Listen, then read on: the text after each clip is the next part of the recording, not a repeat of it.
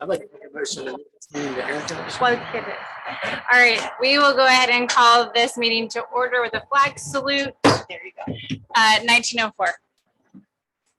I pledge allegiance to the flag of the United States of America and to the republic of the nation under God, indivisible, with liberty and justice for all. All right. Are there any changes or adjustments to the agenda this evening? I need to add an item G under new business. 7. This is an approval of moving monies from the general fund to the food service fund that we have Don here to talk to us about a little bit as well. So it's just adding the item to vote on after. So move money From general fund to food service fund. And it would just go in our new business for an action for the board to take. Are there any objections to that? Any other adjustments? Okay, hearing none, we'll approve the agenda. Next is the consent agenda. Is there a motion to approve the consent agenda? I'll make a motion to approve the consent agenda. All right, Russ has motion to approve. Is there a second? Second. Do we have seconds? Any discussion? All right, all in favor, vote by raising your hand. Motion passes unanimously. Next up is patron comments. So the LC School Board of Directors values the opinions and input of student, staff, and parents and community members. Although board meetings are held in public, they are not meetings of the public. Please keep your comments to 3 minutes or less.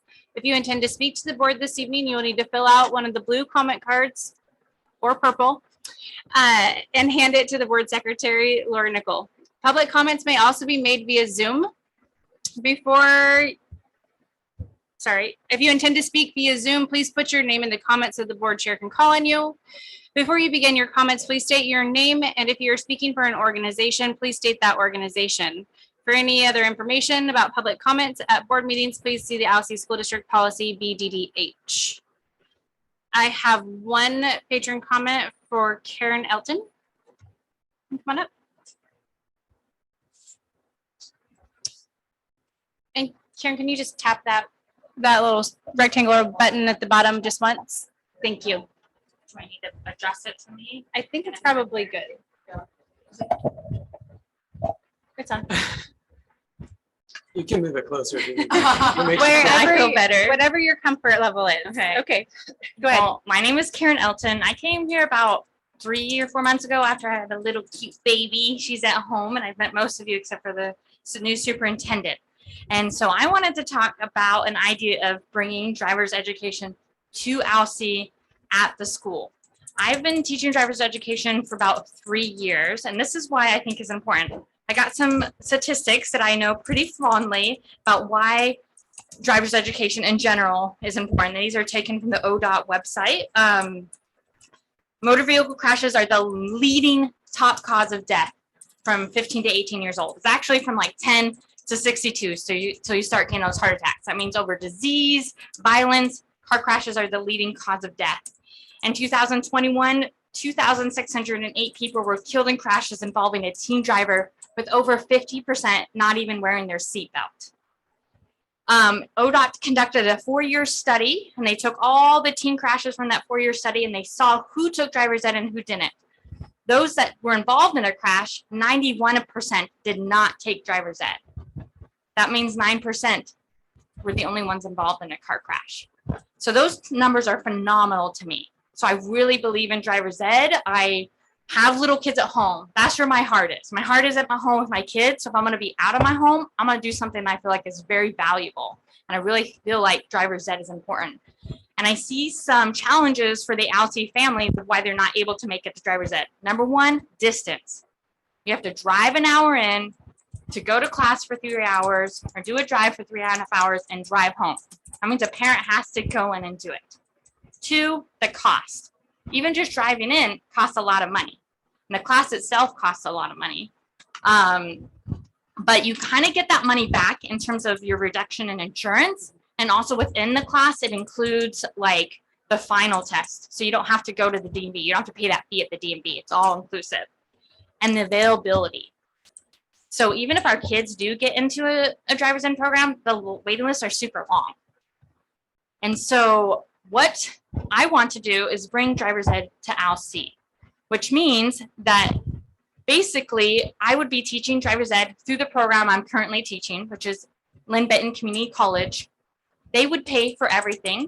They have the car set up, they have the insurance set up, they have the whole program, they have the class. I'm trained to do it, certified to do it, have all the credentials all set up. And all I need from ALC is a room, a projector, a computer, the internet, and the students.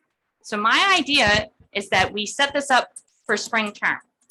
That we set it up where I do maybe Friday mornings. I teach the class Friday mornings and I do the drives on the weekends. I work with the students, get their schedule, get them paired up to make it as easy as possible. And we can give priority to ALC charter students, which kind of like, you know, you go to ALC school, then you know spring term, you're probably taking driver's ed. You don't have to wait. We have the priority of those students in there, and then we can open it up to the community outside of that. And so I have a little sheet that kind of looks like, shows kind of like how much it costs, what it kind of looks like, but I feel like it's already set up. And all I have to do is have a room, kind of advertise it around the school, see who's actually interested in, and work with ODOT. So if we start getting that approval now or the next couple of months, I can start writing the routes and getting them approved by ODOT, get it all set up with it. And I would take that on myself to get that all set up with my company that I work for. And going back to the costs, the government already subsidizes about half the cost for children, teens under 18. So if you're over 18, you want to take the class, you can, but you have to pay like the full price. But there's so many people in this community that love this community and work to get grants. And I would jump in on my own personal time outside of work to help bring grants in so that those who really can't afford this program can also participate. So I am actually gonna just look to you really Yeah, quick. so I'm sorry, we've been busy, but I know that you emailed Laura. I've asked Laura to set up a meeting with you and Mr. Offenberg and myself, probably in the next couple of weeks when we get school going. And then we'll look at logistics and things like that. Okay. I have a sheet for everybody too, if Do there's you any wanna, quick that'll questions. be great information. We can take that and have that information at least. That'd be helpful. Is there any other questions for me? All right. Thank you so much. The course is 11 weeks long, plus there's like 4 drives within the course, and the last drive has to be afterwards, after the last class. Have to finish last class and then take it. So most students finish like a couple of weeks after their course is over. So if we do it spring term, it might bleed in a little bit into summer, which might be hard for like summer schedules, but we would try and get it the last drive as soon as the last class is over. Thank you so Thank you, much. Karen. Is there anybody, any names online in the comments? Thank you so much. Laura, can you see if there's any names in the comments? I don't see the comments.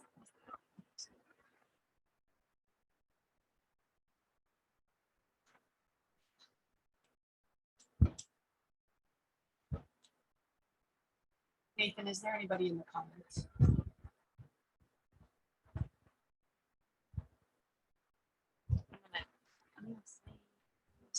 No. Okay.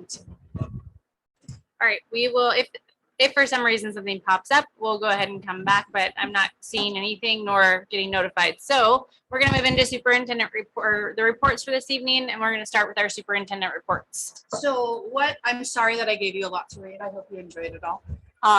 So the first thing I want to talk about is the handbooks. Board policy CHCA talks about the approval of handbooks. If you look throughout our board policy, there's a lot of places where it talks about handbooks. You have handbooks based on board policy. Well, we didn't have any handbooks. And so what I brought to the board, the CHCA talks about that the board gives authority to the district admin and principals to issue staff, student, parent handbooks. And so what I have in front of you is we have a employee handbook, a volunteer packet / handbook, elementary handbook, a junior, senior high school handbook, and a substitute handbook. And this really is going to help us lay out what our expectations for everybody are. When we do our in-service next week, we're going to give out the employee handbook and we're going to go over it. And people are going to sign the employee handbook. And all of these handbooks are based on district policy. If you read the handbooks, you can see in some spots, we quote what district policy. For example, there's a personal electronic communication device and social media policy that the board adopted, I want to say in February. That is in all of the handbooks. It's just a way for us to ensure that expectations are out there and that they're being followed and that we are implementing board policy. And so that's what those handbooks are. Mr. Rothenberg and I are going to really work together. Usually what happens is when you do registration, you have the handbooks available and then parents can read them and sign that. We're registering now, and because we're doing the turnover, it's kind of hard to say, and here's a handbook. Like if we had a paper registration, you just put the handbook in it. So we're gonna, Bart and I are gonna really work with the two secretaries and Laura. How can we get these handbooks out to our families so they can read it? But they are also gonna be posted on our website. So that way, if there's any conversation, people say, I didn't know, what I really want is families to have them sign a paper that says, I read and understand the handbook. So if we have any issues, you can say, well, it is in our handbook and you had access to it. So we're still working on that piece. The volunteer packet includes expectations for our volunteers. One of the things that we as a district need to be worried about is FERPA. And so ensuring that our volunteers know what their expectations are about confidentiality, about professionalism, about dependability, about communication with the teacher or whatever staff members on there. Having them fill out, what's their level of involvement? Do they get to discipline kids, or is that something that the paid staff does? So we just really wanted to make sure we laid it out for it. So there's no questions. There's an application. It's really quick and easy in the volunteer packet. Tell us, what days you're available. Do you want to volunteer in a specific classroom? What sort of expectations do you have? And then there's a consent for criminal background check. I always err on the side of caution. And so I want the criminal background check actually done every year for everybody, because you never know. Some school districts do one time and call it good. Some will do it every 5 years. Some will do it every other year. I would prefer to do it every year. It's really quick and easy. They sign it. We send it off. We get it back within a week. It costs the district $5, which I think is very minimal to have that community support in there. So that's one of the volunteer packet. That's in the volunteer packet. Substitute packet just describes our expectations and so on and so forth. Board policy GAB says that their job descriptions will be developed for each position in the district. Last year during the HR reset, Chris Para actually wrote job descriptions for every position in the district. I went through it, added a few things, including the other duties as assigned, because you never know. Because I think that running a successful school with positive culture means that everybody steps in, even when it's not your job. Sometimes we have to step in because that's what's needed. So you can see we did a licensed job description, admin job descriptions, exempt confidential job descriptions, and classified job descriptions. Those, according to the policy, will be coded and retained in the district office. So Laura is making a 3-ring binder where anybody at any time, including members of the public, can come in and actually pull and ask for a certain job description. And then each year, the employees will actually get their job description and sign off that they have read and understand their job description. So that'll be actually part of our meetings next week. And then they will be reviewed annually. So we will also put our job descriptions on our website so people can also access it. I put on there for you as well the form that we are going to use for the classified confidential evaluation form. Teachers use Teach Boost, and there's specific ORSs that we have to follow for licensed staff and administrative staff in terms of evaluation forms. But we didn't really have an evaluation form for classified or confidential. So I wanted to show you the one that we're going to use. Being a teacher, I truly think you can't just say, and this is what we're gonna evaluate you on and not have expectations written in there. So this is one that I've used previously that was actually used and developed for another district. Will these things change next year? It could to fit us, but this is one that I think is really good that we can give out to our staff to say, and this is our expectations. So when you wanna, we expect you to be on time to work. We expect you to follow these policies. We expect you to look professional. We expect you to act professional. But and for me, evaluations aren't I gotcha forms. They're a way to help people improve, to really have them be to be better in our school and create a better environment. And then the state of Oregon, it's actually an ORS 327.016, requires that all school districts present to their school board and community the English language learner report for the 2021-22. It's right there. We also will have to put it on our website. So I'm just presenting it to you all, and we'll go on our website next week.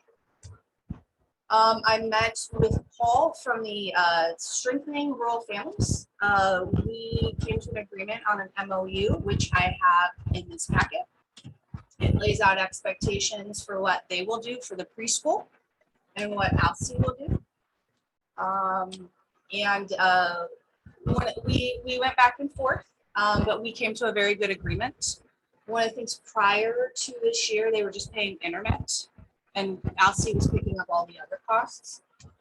Now, and truthfully, I think preschool is very important if it's done correctly. But I also think that this outside organization, we as a district are providing a lot for them, and we ask them just to pay their own utilities. So they will be providing $300 a month, which will be $3,600 a year to their own utilities, and we're going to provide food and transportation in the building and some janitorial services. But I am asking them to pick up more janitorial services as well. $3,600, it might seem not like a lot, but they were only paying about $800 a year. So this is going to help us, and I think, Paul and I spoke, we really want to have a commitment to where we are working together as partners to help with that preschool transition to kindergarten and really strengthen that relationship, and being able to help have ALSI school district really be able to help put out the positive benefits of preschool, but also being able to work with them to ensure that we are doing a very smooth transition from preschool to ALSI.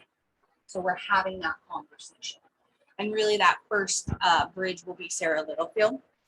They provide a $5,000, called a grant, but I can't think of the word right now, but kind of a grant to help pay for some of Sarah Littlefield. So the hope is she's more of that bridge between the preschool and the school district. The last thing I would like to talk about, let me get to where I'm at. So in January 2022, there was a resolution by the ALSI school board. It was resolution 1-13-22 that made masks optional. That resolution went in on the 31st of January. As you all know, OSHA came and put a fine on ALSI. It was $43,000. ALSI took off, did corrective action on March 3rd, 2022 under resolution 2201, where they said that they would put the mask mandate back in. I want to say July 8th, maybe it was a little before. It was the first week I was here. I received an email from the Department of Justice asking what was our solution in paying the $43,000 because we were going to pay something as a district. So I worked with our lawyers, the Hungerfords. We came to a resolution. They will not. We offered $4,300. The Department of Justice and OSHA said the lowest we will go will be $15,000 and go ahead and take us to mediation. So based on legal advice, I accepted the $15,000 fine. So it is not $43,000. It will be $15,000. We are currently waiting. I've already signed. The OSHA, head of OSHA has signed. We're waiting for the administrative law judge to sign off.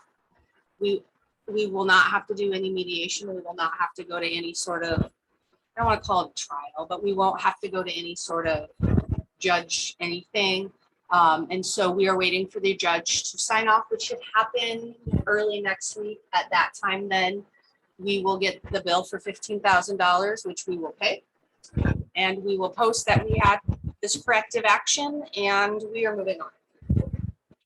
And I believe that is the last OSHA fine. I haven't got any more emails from the Department of Justice, so I think we're good. But I just wanted to inform you guys of that. And so they would not, like I said, they would not go any lower. They told our legal counsel that $15,000 was the lowest they would go. And if we want to take them to in front of the administrative law judge, we're more than welcome to, which then we would have to add the cost up because now we have those. So that's about the OSHA fine. I didn't have the paperwork because I'm still waiting for that, but I will have the paperwork and it will be posted in the district office when we get it. And it has to be posted for 10 days. So I just wanted to keep the board informed on that. Yeah. Any questions for me? I spoke a lot, I'm sorry. I went through all that.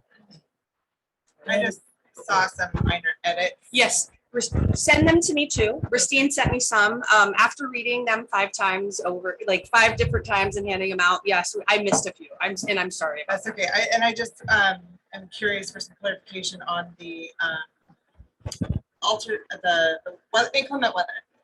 It says in there that updates will be posted after 8 a.m. Now I'm assuming that's any updates to an original Yes. decision that's Yes. earlier than Yep. 8 a.m. We're gonna, yeah. And one of Okay. the things that I don't think was necessarily really in place is what sort of, and Soren brought that up and I appreciate it, what sort of like mass communication can we quickly get out there? So Bart and I and Laura and Heather have been really talking about different things. And so we're gonna meet. You know, we have like Remind and there's one that, what's the other one? School messenger on flash alert is sent out. And then there's another program called Parent Square that's starting to be very popular.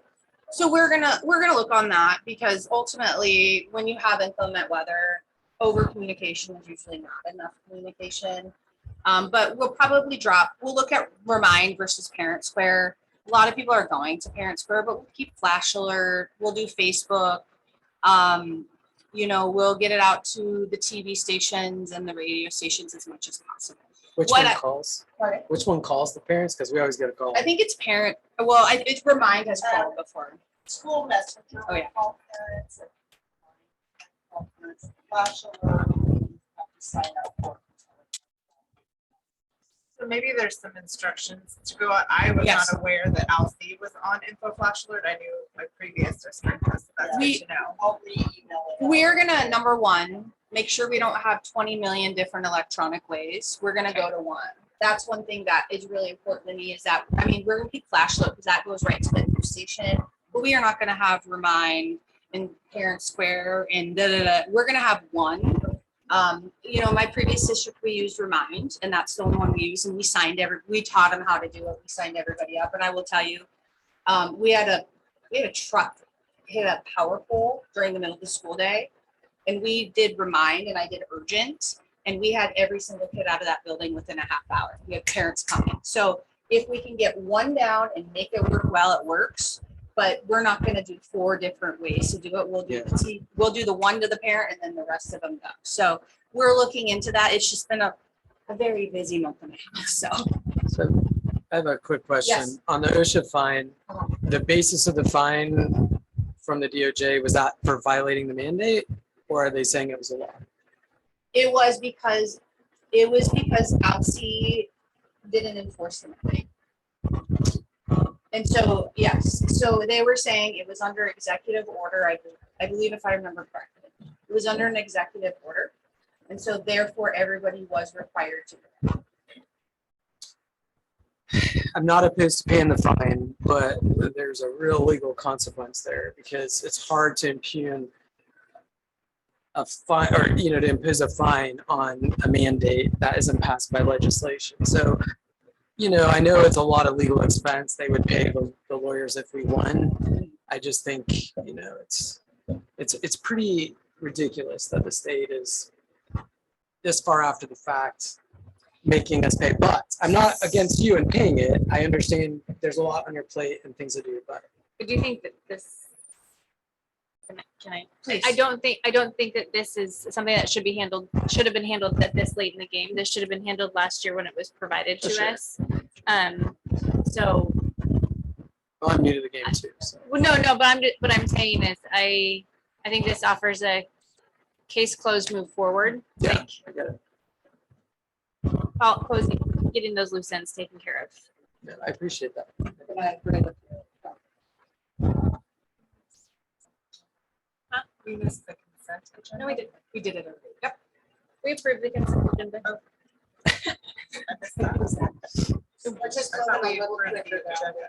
No, we went through the consent All my agenda. comments were editing things too, so I saw this. You're what? All of my comments were based on editing. things. Perfect. And and the thing is with the handbooks, if you guys have edits, if you read something, because I've read them numerous times, please send them to me because I love Many Eyes. I've read them, Roxy's read them, Mark's read them. And so we're all kind of like, and we've also read I've also read the job descriptions numerous times. So any edits you can see, I would love to have them. So just drop me an email. Oh, one other thing though, I don't see a substitute handbook here. I did see it last week, Did I not? but I don't see it here today. Okay, I'm sorry about that. That's I okay. thought I put that in. It exists somewhere. It does exist. I will tell you that. And so the idea for the substitute handbook is that Roxy Smallwood, who is the HR executive assistant, when she signs up sub, she will give them the handbook. to read. And then it talks about when they get paid, all that different expectations, where you should sign up on. And so it's really lays it out for them. And I'm sorry, I read this And million is times. that for all job classes?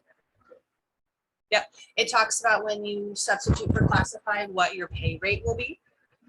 It talks about when you substitute for certified, what your pay rate will be, which you guys did approve because it is an ORS. And all those things. So it talks all about that. And again, these are working documents, like we'll do it this year. And if you notice on the handbooks, it does say if this, anything in this handbook is in direct contradiction of district policy supersedes it. And so that's just something, because you never know, you might change a district policy in the middle of the year and it changes something in the handbook. But there's something that we're always looking over and just kind of make sure, just readjusting as necessary.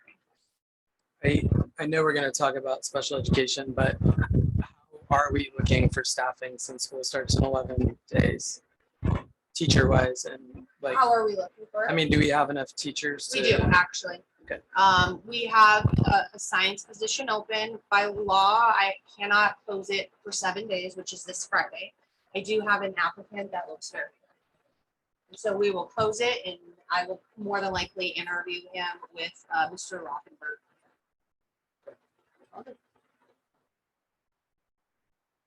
All right. So I just have one question going back to the OSHA fund. And you stated that there were no others that you were aware of.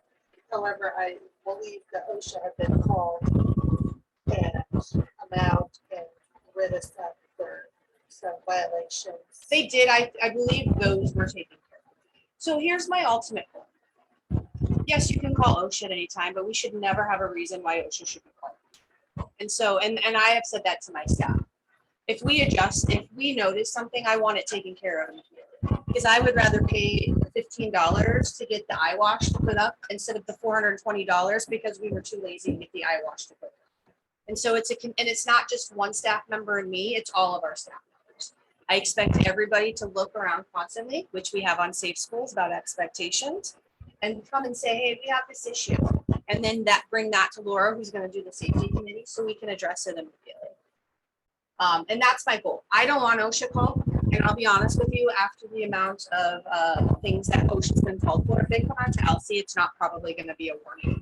And I do not want to spend money because we are not taking care of safety issues. That takes money away from the kids.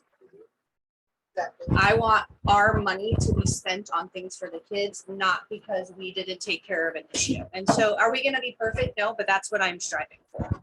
And I expect everything in this building to be as safe as possible. And that comes down to me. That is on my shoulders. And so my staff and I will be working hard to ensure that lasts. Because I want the money that we have in our budget to be spent on kids, not because we were too lazy to buy something. So. Couple questions about the new fencing. So what is the school's like position? Is the front gate going to be the only gate open during the day for parents to come to the building, or is it going to be locked with like an intercom? Like what are we? So there will be, so Carol's moving offices. So her office will be on the side where you have the windows on the front.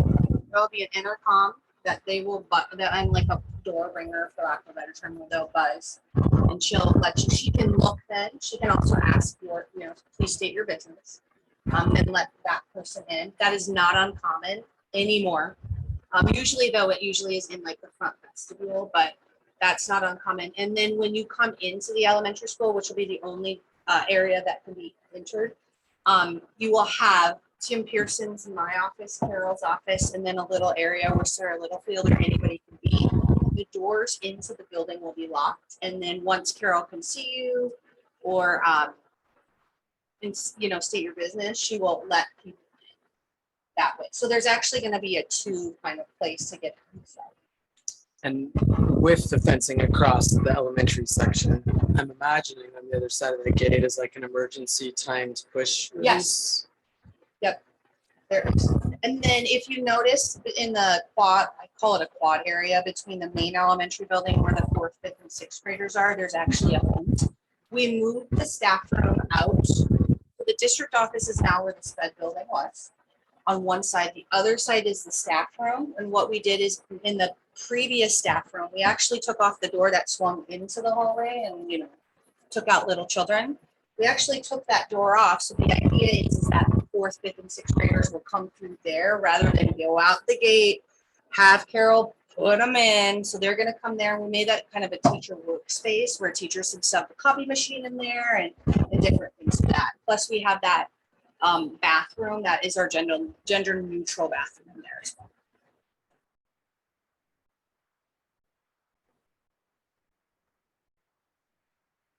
Other questions?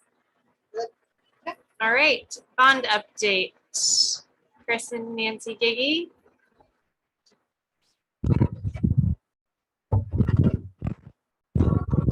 Good evening, everybody. Thank you for your time earlier this evening. We won't rehash this thing from the vocational building other than to say that what we presented to you regarding the estimate for the construction, where we are at 50% design, and then the estimate for the design to complete that work, and then the alternate contracting methods are things we would like you to consider. Give us your decision. So other than the vocational building, if we can answer any other questions you have, giving you an update on the other projects. So the panel room electrical upgrade, we are seeing some movement on those. We continue to have schedule and quality issues with this contractor. So there's a lot of time going into holding their hand or making them do some rework. And that is slowing down their construction as well, other than the fact that they are schedule. Right now, the current schedule, they expect to complete the panel room and start installing the electrical here in there, which is really what it's about, by next month. And they will continue to work on that during the school year. But again, just a reminder to everybody, we're trying to get the word out because we know the community is looking at this and saying, what is happening? So there is some work happening, but again, nothing is going to really be visible to the community until next summer when they install the final part of that equipment and then in June make the switch over of the power to the new electrical system. That's where it's proceeding. At this point, the contractor is losing money on the project because they are messing around so much. They continue to work ahead. Now with school starting, they're going to have to work on Fridays, weekends, nights. So they have made noises about the fact that they're losing money. We said, this is your contract, get it done. Ultimately, they have until next May to get all the work done. That's not ideal. but it's not costing us any more money. And we won't actually get the system operational faster if they finish it. So we continue to manage them as best we can. HVAC system is in the same situation. They have installed some of the equipment, as you can see in this room, and some of the other rooms throughout the building. They still have a long way to go. Then they still have to hook up the electrical. We understand the electrician finally engaged. They got enough done, so the electrician engaged earlier this week. We've got some plumbing to do, some roof penetrations, things like that. Looks like they are going to get that done before the weather starts, but that's something we're keeping an eye on. Again, that won't be operational until next summer, so it's not ideal, but right now it is not hurting us by having an operational system. It's just costing them, and it's taking time to manage them. So anyway, that continues to be our condition with those projects. The only other thing we wanted to mention was also in your general overview, you can see a write-up about the structural seismic grant. And so that evaluation and the grant applications being prepared by ZCS, a professional structural firm, we're going to be paying for their evaluation through a TAP grant. So that won't be costing the district any money. They'll submit this application about the November timeframe. The grants are awarded in the spring. Expect that the value of that, if it's awarded, to be about $2 million. And it would primarily be focused on upgrading the structure of the gym so that it would be not only standing after a seismic event, but could be used as an emergency center. So again, the project, including the evaluation and the engineering and everything else, we pay for by the grant. So there's no funds that would be, the district doesn't need to contribute additional funds to that. So anyway, we'll see where that goes. We'll be giving you updates as that proceeds. You also have the budget update. There hasn't been a lot of update to the income. We did see some numbers for interest, but those haven't been added here yet. We shared with that earlier. We understand that's about $50,000, and there may be additional funds coming in. Right now, we have a little more than $2 million that is not committed, and that's for the completion of vocation. And then you also have a detail sheet for costs that have been committed and the costs that have been incurred so far. Doing a fantastic job. Thank you. Yeah, I think I'll second what Russ said, or maybe he wants to say it too, but thank you for the work you're putting into this. Really appreciate it. Thank you. Yeah, this is our hometown. It's a lot to us. Yes, we absolutely appreciate you. Question. In your professional opinion, in the beginning, was there a workaround to the electrical switch we're waiting 1.5 years for if we did the panel rooms differently? No, unfortunately, the workaround that districts are finding is if they planned ahead and they were able to specify that equipment, get the design done in a time, and then just go and buy it themselves. And that starts the clock ticking. There was I don't know if you were here. There was a lot of different things going around with the design, and I'm not sure that could have been done in this situation. Other questions? All right, thank you. Thanks for your time. Thank you. Next up is our financial reports. Welcome, John, to the board meeting. Thank you for being here in person. We appreciate it. First time to be here. We call that the hot seat, so welcome. Anyway, you had in your packet the financial statements. I think they're a different format than you've seen before. And so I guess the first thing I'd like to do is just introduce myself. I'm Don Staley, the business manager here at LC. I've been doing this for close to 35 years, 40 years. So I've been working with a lot of school districts in the state. I worked with Krista in Port Orford. That's how I met her. And so she contacted me and if I assist LC. So you have the statements. The first one, part of it is the general fund, which is the revenues on the front. I think you've probably been getting the financial statements, my understanding, in a lot more detail. I give it more of an overview to see the big picture. Under budget law, you need to be within appropriations by the major functions. not the individual functions. And a major function is instruction support services, enterprise, transfers, and facilities.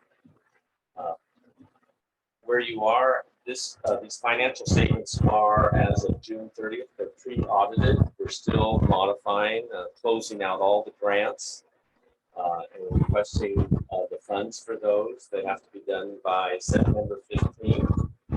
The audit was to be started on September 5th. There was no way I was going to have all the books with started school payrolls and everything and getting that cleaned up. So we moved that back hopefully near the end of September, beginning of October.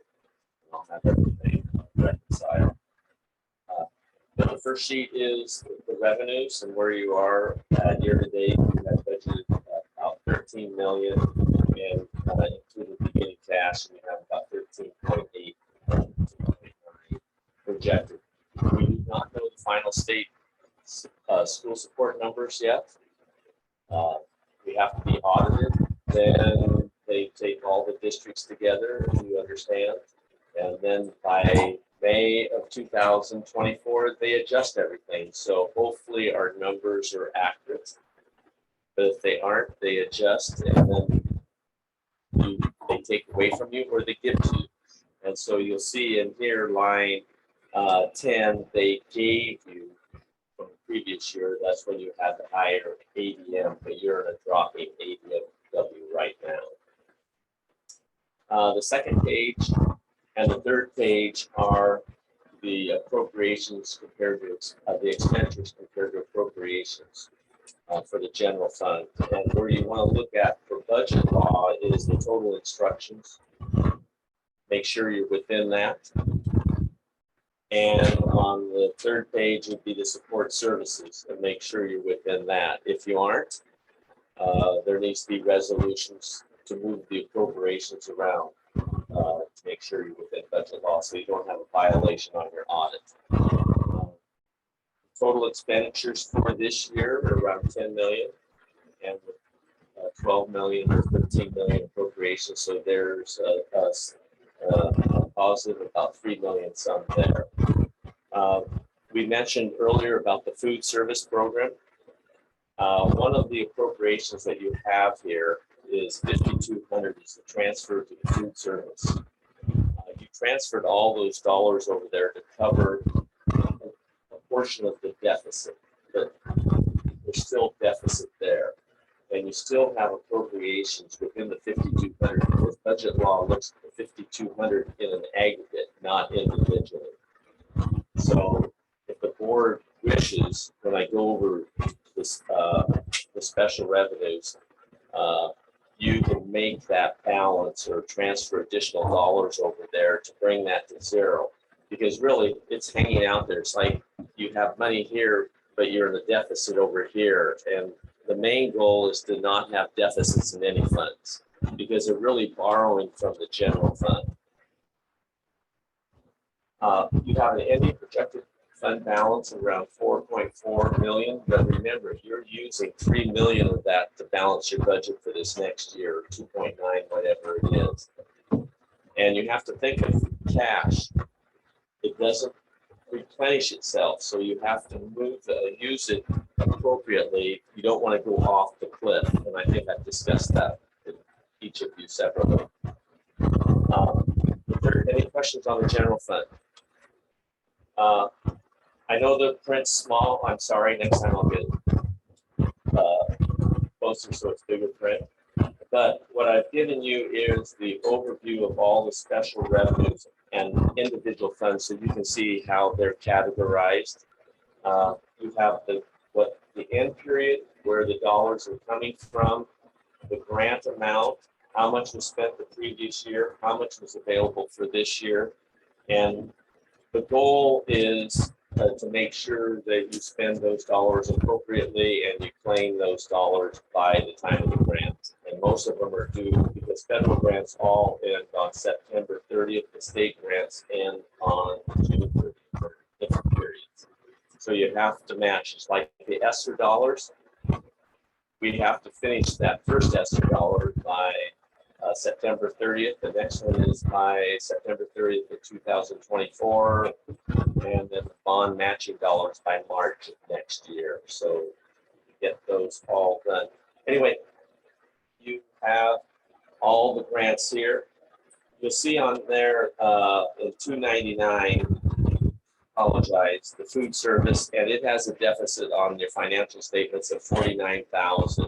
However, since you can see it, I'm sorry, but it's 49,000. Since I've done these statements, we received money for, I did not know it, but the June payment from the state and the federal government came in. So really the deficit is 42,000 because we had revenue come in for student participation in May and June. So that deficit is 42. So it's up to the board whether or not to zero that out and transfer dollars from the general fund and have the food service. Now the goal is to make sure the food service or whatever to keep that at a zero or in a surplus, so it doesn't take from the general fund. I think those are for your view. I apologize about the small print, but we can give you any detail on any of those grants, and Krista sure knows how they're being expended. Next page is your debt service. That's the payment of your bonds, and you that's through your levies. Page 6 is capital projects. These are dollars that are still available for capital projects that, if needed, the board can expend those for whatever purpose it's needed. We come to the board to ask to expend those. Even if you had a shortage in the bond, you could transfer these dollars to cover that.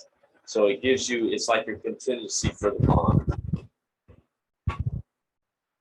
And page 7 is where we are in the bond. What Chris mentioned, one of the requirements is that the interest earned on bond dollars need to go to the bond. They can't be part of the general fund.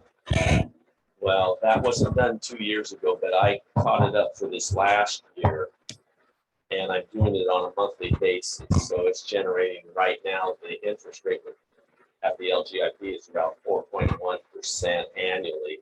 So that's giving you about $4,000 a month. But as that goes down and expanding, that's going to go down too. So which I was telling Chris that right now you can plan about $4,000 or $3,000 a month for the next months until we start paying more on the HVACs and the fees. But we do that on a monthly basis. Other than that, this is the format that I do statements. I usually know them inside out so I can answer questions. Right now, I'm still learning. I'm learning the staff. I know who Laura is very well, and I know Roxy very well, and I know Carol back there. So I'm learning everybody and what they do, so it makes it easier to do your job. Well, I appreciate you and the way you presented this. Very easy to read, so thank you. I appreciate that. So I have a question on the investments on the general fund that we're earning. It said expected was 25,000. We've earned about 140,000. On here. On the investment line, which is Yes. See, I've done things since then. okay. This shows 100. This shows 140,000, but I moved 45,000 of that was really bond interest. So it is. Okay, so that went. Yeah, because this is, I keep adjusting, you know, and that. So it's about 90,000. It's 90,000, 95,000, because you're making about 4% interest, and if you have that money sitting in the LGIP, it accumulates, but you can't plan on that in the future. That interest though goes, or investment goes to what? Does that have to go to the educational fund, or can that be used? That's just part of your revenue to your general fund. So looking at it, I noticed we had like this surplus of money of $1 million. Hey, Russ, what page do you want us to be focusing on? Sorry. Yeah. Well, the 3 million to the 4 million. Yeah, you have the surplus, you're talking about the general fund Yeah, the general fund. Yes. in total. Page 3. Yeah, so I have a question there. If that's our projected, or was that last year's? This is last year's. So with that surplus, So Can I? can go you, on yes, to that? go over that. That's, okay, this surplus, you use 2.9 million to balance your budget next year. Mhm. And I think you have, I'm going off of memory, is you have an unappropriated ending figure of 2 million. So you're really using 900,000 of that cash to balance your budget. But also you need to take into consideration, this budget was, the monies here were generated from an ADMW, average daily membership weighted of 1,000, because you had, you're learning online and you had a high number. Well, this last year, during this year, you only had 600 ADMW, but you were funded on 1,000 because it's higher in 2 years. Well, the next year it might be a little lower. This fund balance, you need to plan how to use it to protect so you don't have to cut staff. So you use it gradually as you develop a budget. Districts that use all their money up front, then they come to a cliff. And then that's where you see these big cuts, and you've been through it. And so it's just, how are you going to use your surplus? And that, I think that's one of the things I could do during the budget process or before with the board. Here's where we are for this year. How are you going to use your dollars the next 2 years? I always do a 2-year budget.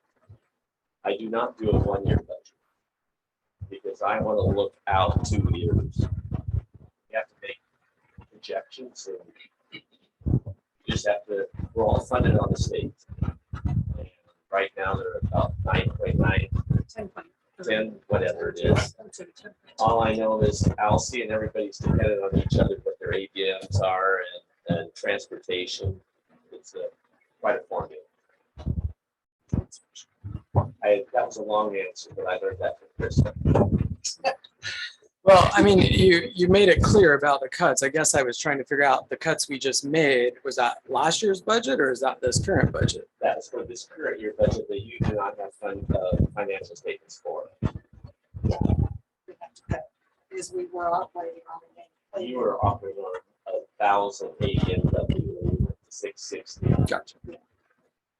And you could be less next year. It's the stair step. Sure. And the way the state does it is they did it 2 years. You took the higher the 2 years so you could plan.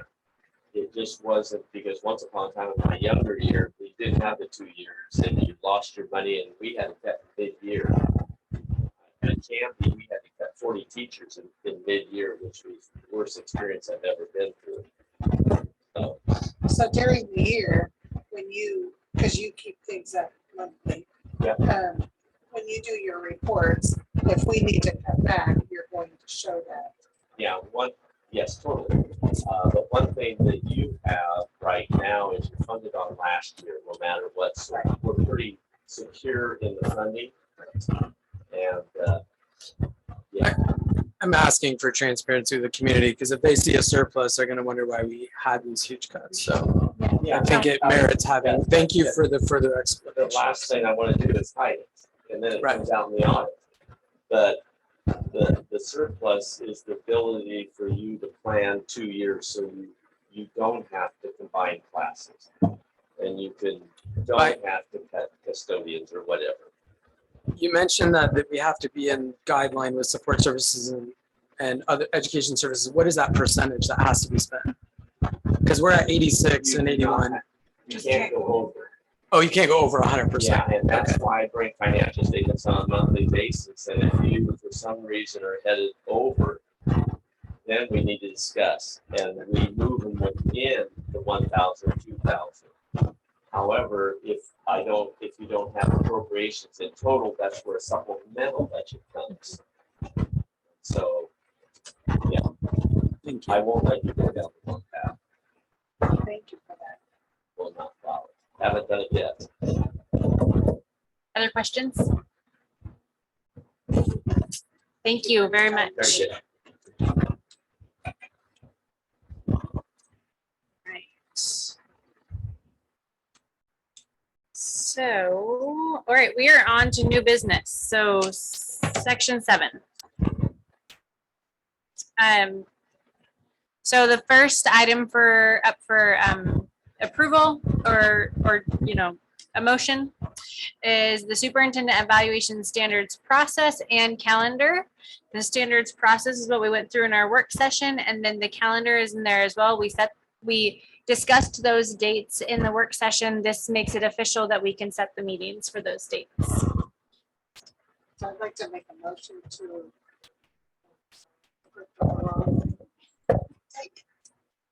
approve the superintendent evaluation standard process and calendar. All right, Deb motions to approve, Jamie seconds. Is there any discussion? Yep. Discussed it pretty well before. All right, so those in favor, raise your hand. Motion passes unanimously. Next up is our resolution 23-3 Kings Valley contract. So I'll make a motion to approve this contract with. Okay, so there's a motion to approve. Is there a second? I'll second it. I'm gonna go with Russ. That's who I heard first. So Okay. Russ seconds. Is there discussion? Deb? Yes, so they are the ones that have come to us to.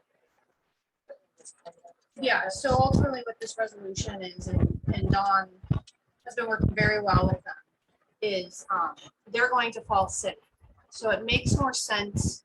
So ultimately, what we're getting paid for is, it's like $53,000 in pay for like payroll and other things. And they're gonna buy buses and vans for us, which was about $168,000. So ultimately, what this is saying is that this is what we're doing. This is where we're getting the money from. I spoke with legal counsel. We actually have a termination agreement that lays everything out, when we're gonna get stuff, what dates by. Ultimately, there's some things that we won't know till the spring, so they may owe us money in the spring, or we may owe them. Why is that? Because of yes, please, you're much better. You have to get up to the microphone, because that's what we do. The agreement that LC has with Kings Valley is that they really only have to pay 10% or whatever the state school support reimbursement rate is. And right now, ALSI is projected at a 90% reimbursement rate. However, the last 2 years, it's been at a 90% rate, and it's jumped down to 80%. ALSI is at the 91% tile right now. And when all the audited figures go into the state, if we're at 89.9, we're at the 80% reimbursement. And that's what's happened the last 2, 3 years. Well, I wanted to bill them the 20%. You know me. They didn't want to pay the 20% because the state has 90. We got a little argument over the Zoom. And Laura told me to calm down. But anyway, so with that said, we agreed to the 10%, but in the language, if it comes to 20%, we're going to bill them with the other 10%, because really we're getting 90% now, and I understand where they're coming from.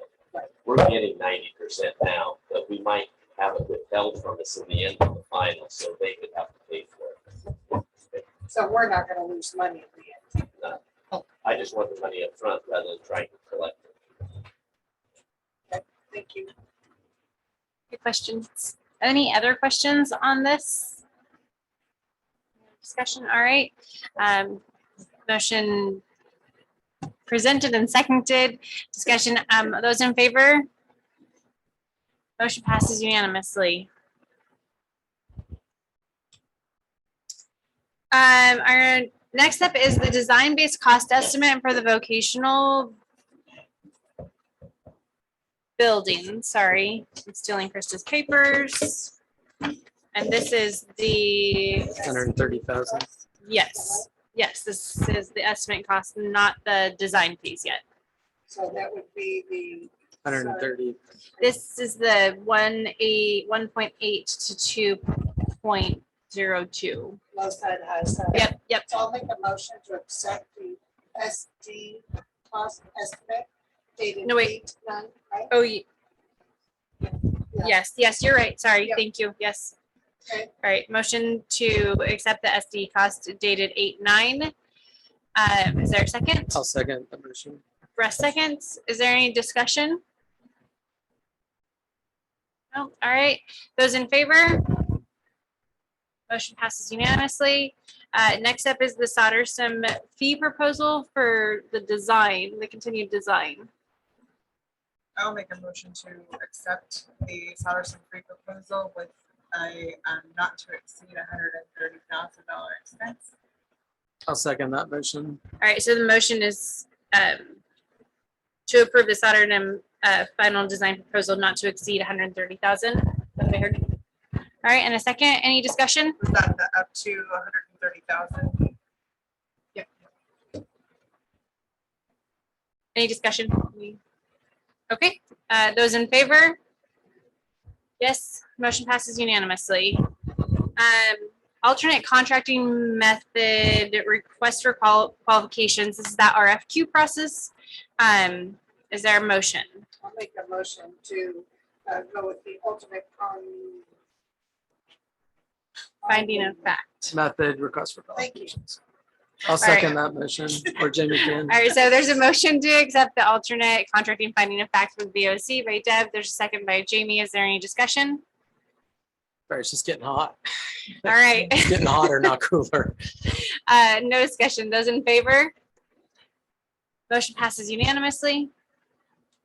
All right, Stepping Stones Group contract for sped services. So the only position that we still have, well, one of two positions that we still have open for teaching is sped. We have not received any applications. And so we have to have a sped teacher for the start of school. So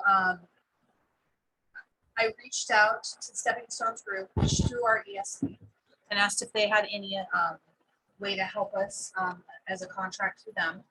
They do have somebody, they live in Milwaukee, not Wisconsin.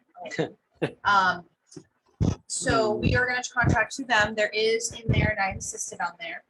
If you look under on page 3 of the contract, there's a termination clause. We are going to keep the special ed position open. And if we do get somebody to apply that we do feel is a good fit for Alcee, we'll give them a 30-day notice to terminate that contract to be able to hire that person. This is an $85 an hour contracting service, but it includes we just pay $85. I have asked them I have it in my notes somewhere. It is a maximum of 160 days, which is 1,290 hours total for the year. Unfortunately, it's the higher on cost. So if we use this contract fully, now it won't, this position may not go up to 12 people. I mean, they could maybe just stay at 1,000 hours. It's about 8 hours a day for the school days. They are going to do some hybrid. So for the first 6 weeks, this person will actually be in Alcee for 2 days a week and working remotely for 2 days a week to kind of help figure out that system with our aides and myself. But the total cost, if we use the maximum, will be about $180,000, but we have to have this position. And so this is what, when I call around to my colleagues throughout the state, one who is a superintendent and has worked for ODE, she's like, at this point, this is what we have to do. So I wanted to bring this to you. Like I said, there is a clause in there that I insisted that if we did find a teacher that I felt would be a good fit for Alcee, we would give 30-day notice to terminate this contract. And so we are still going to have our position open because ultimately I want somebody in building. So with that explanation, is there a motion on the table? I'll make a motion to accept this contract, Stepping Stone Group for sped services. All right, so there's a motion to accept the Stepping Stones contract. I'll second. All right, there's a second. Yep. So we'll go to discussion. Deb, did you have any discussion? I did. So on this, you said $85 an hour. Yep, which is the very last page. Right, I saw that. And so then we paid nothing else, no PERS, no No, so if you look insurances. on the very front page, it says employee benefit insurance. Contractor will be responsible for providing all employee benefits insurance, including workman's comp, general liability, professional liability insurance. So literally, we just do $85 and they take care of the rest. What was the allocated amount for that position in our budget? I am not sure. I'm gonna just guesstimate based on what we had prior. My guess, it would probably be around 95,000, 90 to 95 with So not a benefits. terrible increase above what we Not would a normally terrible, allocated. yeah, not a terrible. And like I said, 108 is the maximum because like, if we have it down to a science and the employees working remotely, I'm not gonna expect them to literally sit in front of the computer for 8 hours a day. Maybe she only has a 5-hour block because in special education, the teacher actually can provide lesson plans and the aides can implement. So you don't necessarily, which is different than Title I because Title I aides have to be within sight and sound of a certified teacher. Special education aides do not because the assumption is that they're given different types of training to help the teacher implement specially designed instruction for each person. So it may come down to where she's only working 5 hours a day. Well, and the budget is for, said 100 or 90,000, but that doesn't include their benefits and their PERS. It does. So for example, Oh, I mean, the person in building. no, it does. Oh, it does. Our maximum rate right now for teachers is like 71,000. And then you would do about a 38% markup for benefits, so PERS and insurance. and things like that. So I'd say between 90 to 95, depending on where they fall. So Oh, it's not a huge jump, but it still is a jump. So But like I it's a said, requirement. yeah, it's not like a $50,000, which I was a little concerned about. But when she got me numbers and Donna and I did some math, I was like, okay, we'll be okay. And we're paying $85 an hour for them to drive here from Milwaukee also. From what I've been told, that will be taken care of by our costs in general. So like, we are not gonna pay mileage or hotel, because I asked that too. And I was told that everything that we're paying, it's $85 an hour and it will be taken care of. Their job is to be if you read in here somewhere in the Says no contract. travel will be billed when Yes. work is completed at one site. Yeah, so the 85 starts when they get here, is what I was told. Because I thought that too. thank you. Good questions, other discussion? All right, so there's a motion to approve. There's a second. Those in favor? Motion passes unanimously. And then item G is our additional item this evening to approve the moving of monies from the general fund to the food service fund, which in total is $42,000. We're gonna go with $42,000 so we can do that. Is there a motion? I'll make a motion to transfer 42,000 from the general fund to the food services fund. Okay, so there's a motion to transfer a dollar amount or an amount to cover the deficit. Amount to cover the deficit. I'll second. There's a second. Any discussion?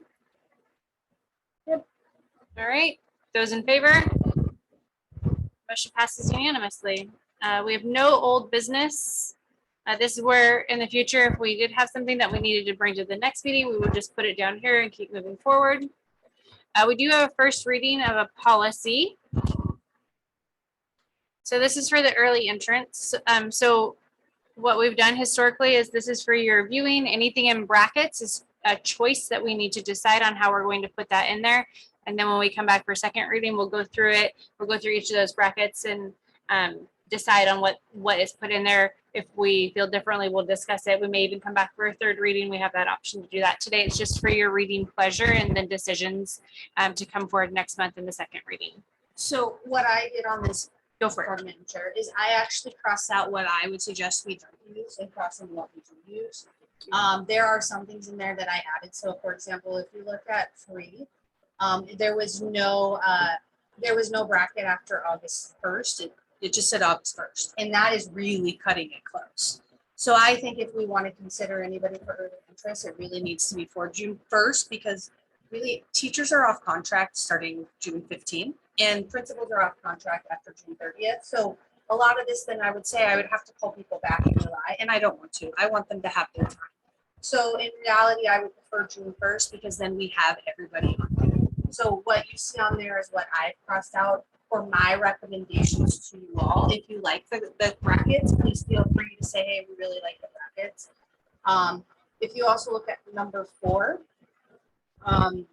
I believe we're small enough that we don't really need an early entry committee. It really should just be the teacher, the building principal, and if we have a guidance counselor. We're not a big enough district where I'm like, and let's pull the school psychologist, and let's pull, I think we can get enough information. So that one, I actually kind of redid some of that piece and make it fit us as a district versus going, here's a general for what everybody is. Just a generic question. So early entrance they're not 5 years old by what date? September 1st. September. Okay. And then it would be That's early state law, entrance. yeah. Yeah. And it's really, I mean, I've seen a kid who was 5 on September 5th. Right. And so the parents actually did ask, and the unfortunate part is testing and evaluation is pretty expensive. I would say for us, we would ask them to go through the ESD. And so the ESD would do the cognitive and cognitive, the affective, and the academic readiness. We could look at doing it in-house, but then that means we'd have to have the principal do it or the teacher do it. So really, when I did this 3 years ago, it was about a $500. But it really does help because I do think even when you do early entrance, you really also have to look at social piece too. Mhm.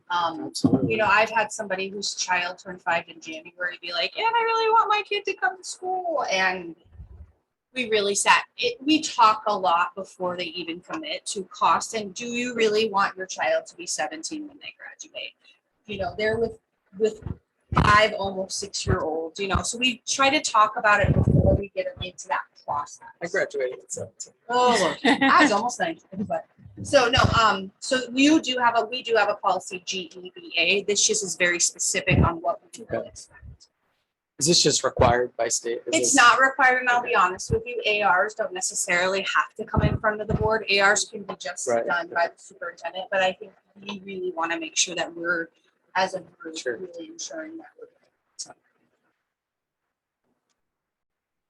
So a question to you, Yes. when you bring a policy to us, will you bring it to us like this with your recommendations? It's up to you all. I've seen it both ways. If you would like me to not cross off, but maybe do like red, so you can see what 2 are and which one I would recommend. I would do it that way as well. It's up to I you would just all. like your recommendations Yes. is what I would. like to Yeah, see. that's what, yeah. We're kind of happy that you put them in there. And in my, Great. also, I know in past board meetings, like I've read the minutes and you guys have literally done like 40 at a time. That's not my style. If we have tons to do, I'm probably gonna do them in groups of less than 10. Mostly because I prefer you read them, and when you get 40, I know after like the 5th one, you're like. So it's up to you guys. If you like how I'm crossing them off and giving you my recommendations, more power to you. If you're like, hey, I want to see both of them, but just highlight your recommendations, I will do whatever you want. I say just mark it up and call it. good. This is good. Yeah, so as long as we know what, it doesn't matter how you do it. Okay. All right. Thank you for that. One more time, can you say again the cost of the testing? Because it does say Well- it's on the parents. It's on the parents. It depends. The one that I did, it was about $500. And it was not only the testing, but the parents didn't want to travel to the ESD, so they had to pay for time and cost of the school psychologist to come down. Because ultimately, I truly believe the only one that we could do in building would be the academic readiness.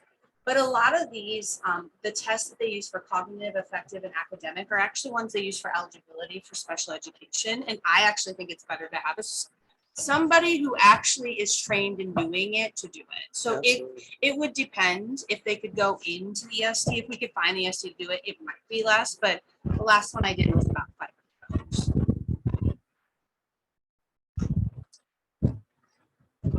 All right. So we'll look at that next month. Any board comments this evening? I do. Go for I kind it. of wrote it up just so I don't forget anything. Okay. So I'd like to thank you guys for the opportunity to attend the OSBA Summer Conference as a new board member. I learned so much and I'm certain it only scratched the surface. I have a couple of takeaways that I hope we'll be able to discuss as a group in the future and some ideas that collectively we could discuss and possibly implement. I believe that we are all sitting here with the heart and desire to serve students. And in line with that, I think it would be a great idea to encourage more student involvement. I would like to pose the idea of offering the student seat at the table.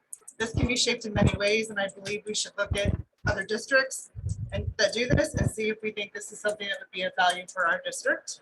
In line with improving involvement, I also believe that we have a rebuilding opportunity and responsibility to restore the community involvement and trust in our board. I would like to have a discussion about the potential of some board listening/training sessions that we can listen to the community and possibly educate them on how we as a board are allowed to represent them and how to appropriately and effectively work together. Another piece of what I believe is exciting news is there is a possibility in the near future of a rural school caucus being formed. This may open up some avenues for funding for rural school boards to obtain training without a hit to the district's budget.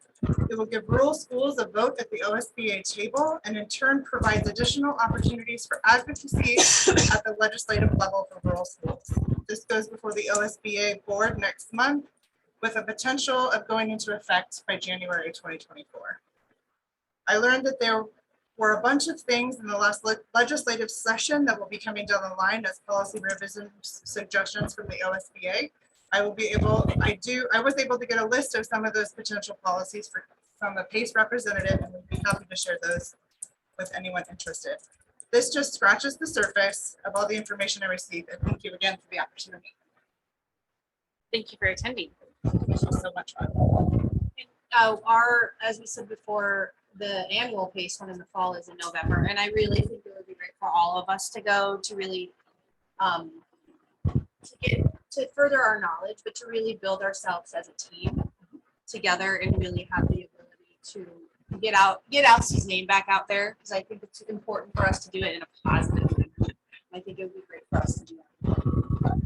I'd like to make a comment as well. I mean, Jamie and I were pretty surprised Friday. I only attended Friday. It's a rough week for me, but at the talks about student involvement in school board activities, we actually went up and asked a question like, how do you do this? So I think that's a great idea. I mean, they form committees, either their student government to help, bring the student bodies, thoughts to the school board. It was pretty interesting stuff. So I'm sure there's a lot more to learn. I'd also just like to say thank you, Krista. So far, I'm very impressed with your professionalism and your diligence. Just looking at options for this SPED program, looking at options for other things going on in the district. I just, you may not be privy to all the things going on in LC, but you have a strong vote of confidence from me, and I know the rest of the board, and I just appreciate your efforts. I know you're probably really stressed at this point, but Thank you. I taking it in appreciate stride. that. I appreciate it. That's all I have. Other board members? Okay. We don't have anything under correspondence, but from the board members or the superintendent, any future agenda items for next month to be discussed and talked about? I am going to put on, we got some information about a policy that was passed about school board reimbursement. So they have come out with, I just got something from Spencer Lewis from OSBA. And so I want to talk about that with you all about how you want to proceed. So we'll put that on next month's agenda, and I will have hopefully more information. I think, Jamie, they said they were going to come out at the end of August with a little bit more guidance. So that I want to talk about how you all want to proceed. The law says that the school board members can be reimbursed up to $500 a month if so. So if they shoot. So I just want to have that for next month, and we'll. As I read it there, I thought it was direct expenses, though. And that up to language was in question, so I'm really anxious to see what Yeah, the we'll see what we get. OSBA comes out with. But that's something I want you guys to start talking about, because I do believe it's implemented January 1st. So we need to make a decision. For next month's agenda, can you bring something forward for the driver's education opportunity, or what your thoughts are on that? Yeah. Thank you. We'll do. And I could just say on that note, NILA was part of the program Paradigm School that we had years ago.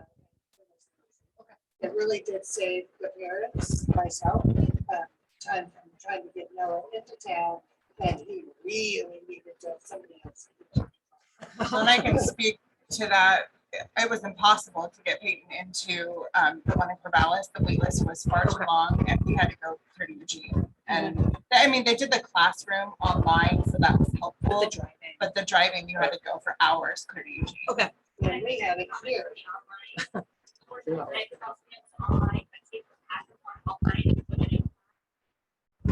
Yes, I'm sure. So you'll follow up on that piece of it? I will follow up. Thank you. I've had Laura email, and so she'll email you instead of a time. I think that was kind of during COVID too, so that's one of the reasons why it was probably online and not in person.